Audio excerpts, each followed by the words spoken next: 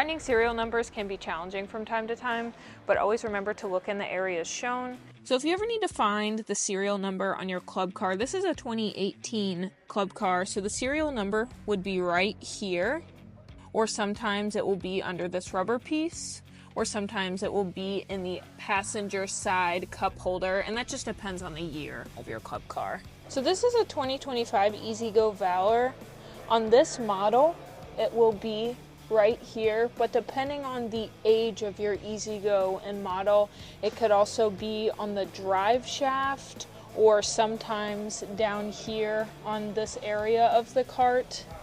So on icons, in any year of icon, look right here at the pedals, chassis number. This is always going to be your serial number right here.